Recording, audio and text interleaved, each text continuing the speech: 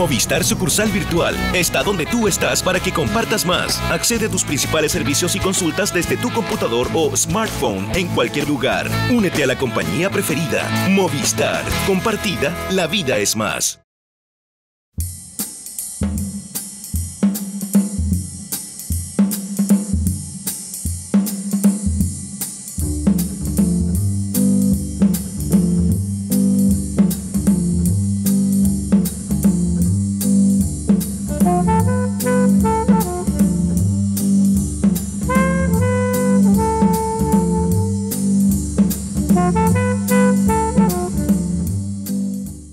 Don José Joaquín Brunner, muchas gracias por aceptar esta invitación a conversar con el Post. Muy bien, pues. No sé cómo presentarte a esta altura.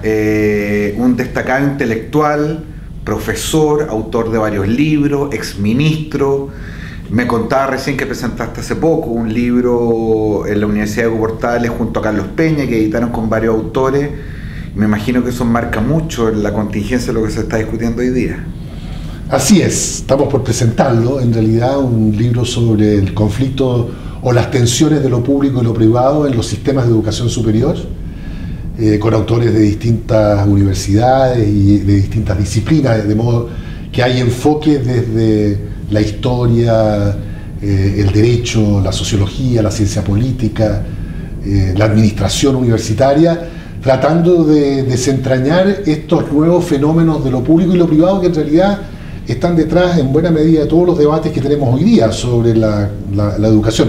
Por cierto, lo nuestro no entra directamente en la coyuntura, tiene la pretensión de ser un libro fundamentalmente de crítico reflexivo, digamos, sobre estas materias, a partir, como digo, de estas distintas disciplinas.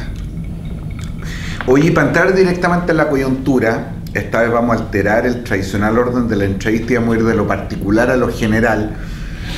Hacemos, para quienes nos escuchan esta entrevista el día miércoles, a pocas horas de haberse conocido la respuesta que el gobierno formalmente hizo a los estudiantes, que viene siendo, quiero creer, la propuesta definitiva en lo que tiene que ver con educación superior. Ya te leímos algunas cosas parceladamente, pero me gustaría aprovechar la oportunidad para que pudieras sintetizarlas. ¿Cuál es la primera impresión, el approach que tienes respecto al anuncio que hizo el gobierno en relación a cuál ha sido el contexto de las demandas estudiantiles?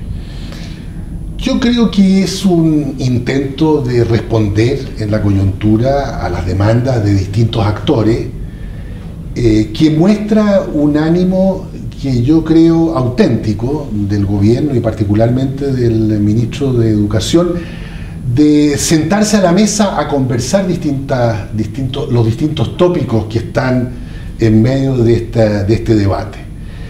Ahora, si uno mira el instrumento que está usando para esto, que es este documento de las 21 medidas y propuestas de reforma, yo creo que es un instrumento que no ayuda para nada a ordenar el debate, que es algo que le ha pasado sistemáticamente al gobierno, ¿no? Desde el origen del conflicto actual, el gobierno ha aparecido siempre haciendo lo que ningún gobierno quiere hacer, que es aumentando las expectativas y ampliando el abanico de temas posibles a conversar, cuando todo el juego consiste en tratar de acotar una agenda, de ponerla con sentido estratégico en función de los objetivos que el gobierno quiere conseguir y en torno a eso empezar a articular una conversación.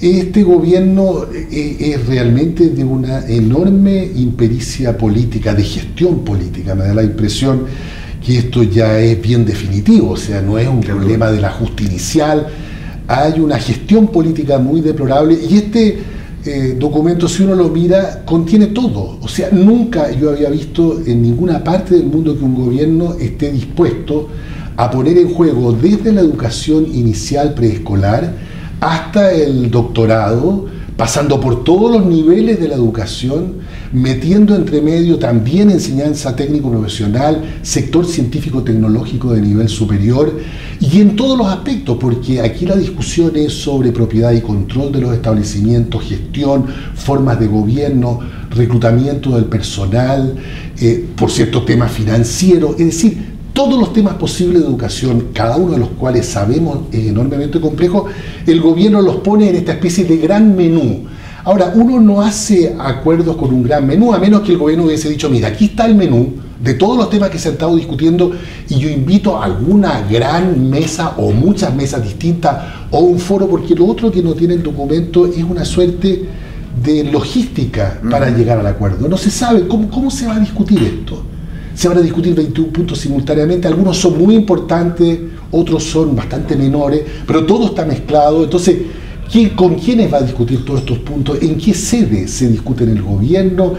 Sí, aquí hay efectivamente una falta de habilidad para conducir la crisis que se ha producido, que al final en lo que se traduce es que propiamente la crisis que tenemos a esta altura es una crisis de conducción política, sin duda, del sector, digamos. Ahora, en ese cuadro, José Joaquín, una de las cosas, y esto no es por exculpar o aminorar la responsabilidad del gobierno, pero yo me imagino que una de las dificultades mayores tiene que ver con la inexistencia de un interlocutor, o, que es casi lo mismo, la multiplicidad de interlocutores. Sí. Da la impresión, y probablemente esto se agravó muchísimo con este episodio bastante bochornoso, esta reunión que solicita a los presidentes de la concertación y después no llegan, de que el gobierno no ha tomado una decisión de si esto se discute, por ejemplo, en sede parlamentaria, si se discute al interior del gobierno con una interlocución bilateral con los presidentes de los partidos de la concertación, o derechamente con los estudiantes, que más allá del respeto y la legitimidad de las demandas que han planteado, da la impresión de que a este nivel no sé si resuelve o es conducente tener una interlocución única con ellos. Bueno, está claro que aquí el que ordena y debiera ordenar y conducir el proceso es el gobierno, que para eso necesita partes que estén dispuestas a jugar un juego. Efectivamente, que no lo hay es absolutamente cierto, porque hay unos movimientos sociales que ciertamente son una parte de todo este cuadro, pero el gobierno mismo ha actuado mal en el sentido de que termina constituyéndolo en los únicos referentes para el diálogo. Y la oposición política, que podría jugar un rol importante, particularmente la concertación, está bajo el mismo estigma del gobierno, es decir, con una incapacidad de conducción política que es demasiado notoria a esta altura también. O sea, el hecho que tú llamas bochornoso del otro día, en realidad, más que el bochorno de la situación propiamente tal, es la renuncia a conducir. Es decir, cuando yo leo a uno de los presidentes de partido, amigo mío, diciendo acá el problema está en que no quisimos pegarle un rayón, creo que dijo, al movimiento estudiantil, yo decía, pero ¿de qué estamos hablando? O sea, la mejor manera de ayudar al movimiento estudiantil es discutiendo con ellos, siendo mediadores en medio de un conflicto, pero también tratando de ponerlos dentro de un cuadro más realista, porque la verdad es que estamos discutiendo, si uno entra ahora al fondo de la cuestión, estamos discutiendo de una manera extraordinariamente parcializada y sesgada los problemas de la educación chilena. Fíjate que al final de cuentas la discusión gira en torno al sector municipal, que en el mejor de los casos representa a esta altura el 40% del estudiantado y del sistema, por lo tanto, escolar, y del 20% de los estudiantes que están en universidades estatales. Y pareciera que los problemas de la educación se reducen a estos problemas de la así llamada educación pública, llamémosla educación pública de gestión estatal o municipal, que efectivamente tienen problemas, que hay que abordarlos, pero los problemas están en todo el sistema. El sector privado subvencionado tiene también enormes problemas de distinto tipo, desde financiamiento hasta gestión, que habría que enfrentar y que debieran estar en el mapa, por lo menos, en el trazado de cuáles son los temas del debate que hay que hacer en educación. Y por la presión de la circunstancia y la movilización de determinados actores, hemos terminado reduciendo nuestro sistema educacional en realidad a una parte menor del mismo. Ahora hay un tema bien interesante, porque si uno mira, digamos, el perfil sociopolítico de los que han protagonizado las principales movilizaciones, lo cierto es que no es de extrañar que, como tú muy bien dices, los focos estén concentrados en el aspecto público tanto en la educación universitaria como secundaria. Sin embargo, lo que no se entiende muy bien es, primero, ¿qué pasa con el resto de los actores que tienen una voz importante y que, sumando y restando, representan probablemente la mayoría del sistema educacional que hoy día en Chile, secundario y universitario, es privado y no público? ¿Qué pasa con su interlocución, su capacidad de poner temas, de aparecer en la prensa, de generar un contraste? Y mucho más sorprendente todavía es cómo en la recepción en un gobierno de centro-derecha, donde supuestamente la comprensión o la dimensión privada de la educación tenía una relevancia mucho más sustantiva que la que podríamos en principio atribuirle a quienes monopolizaron las políticas públicas durante 2 décadas. Bueno, efectivamente es bien paradojal la situación. Tiene que ver, el segundo aspecto, después hablamos del qué pasa con los privados y hasta dónde están en condiciones de manifestarse.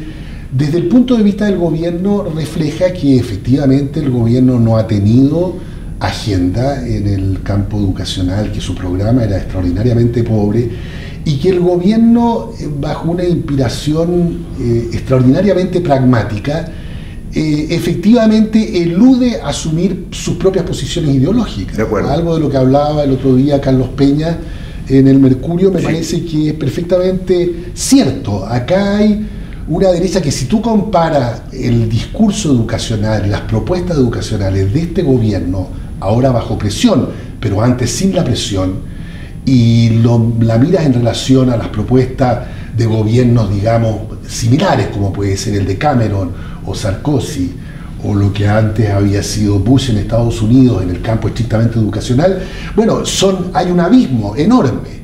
Este gobierno efectivamente asume más bien y con gran facilidad la continuidad de lo que venían haciendo los gobiernos de la Concertación, que lo había criticado duramente durante varios años, pero llegado al poder, efectivamente lo que hace es tomar eso y tratar de proyectarlo. Y si tú ves su obra principal es haber terminado de tramitar la ley que crea la agencia de calidad y la superintendencia en el sistema escolar, y llevar adelante la subvención escolar preferencial, y lo que agrega es completamente marginal. Torpe en un caso, que son los semáforos, marginal en otro caso, que son los liceos de excelencia. En lo grueso venía retomando lo que ya se estaba haciendo y llevándolo para adelante, y ahora, claro, bajo la presión, efectivamente está dispuesto a decir prácticamente cualquier cosa. No tiene límites, digamos, en términos de cómo hacerse cargo del sistema en su conjunto. Ahora, ¿qué pasa en el sector privado? Es curioso, pero el sector privado, efectivamente, educacional, no tiene cultura de articulación de sus propios intereses, no es una parte del sistema con capacidad de armar discurso, prefiere siempre pasar lo más desapercibido posible, tal vez le guste y en algunas ocasiones puede hacer lobby a través de terceros, pero no asume, digamos, la realidad extraordinariamente pesada que hoy día tiene dentro del sistema. Hoy día efectivamente es una parte que ya es inamovible dentro del sistema. Cuando uno dice aquí hay un sistema mixto y seguimos discutiendo como si no fuera mixto, bueno, la verdad es que estamos cometiendo un error garrafal, porque el sistema mixto como tal, que es lo más, digamos, lo más estructural de nuestro régimen de provisión, efectivamente ya no es modificable, es producto de más de 100 años de historia. Y por lo tanto eso es algo que no va a cambiar, y no hace sentido discutir, por lo tanto, exclusivamente de los fenómenos estatales de la educación que están más bien en retirada. Aquí habría que tener una mirada de conjunto del sistema y decir, bueno, ¿cómo hacemos para tener una educación que tenga en su conjunto una vocación pública, que tenga el financiamiento suficiente, a la cual se le puedan quitar estas aristas de segmentación que el sistema tal como está estructurado provoca? Pero no estamos discutiendo de esos temas.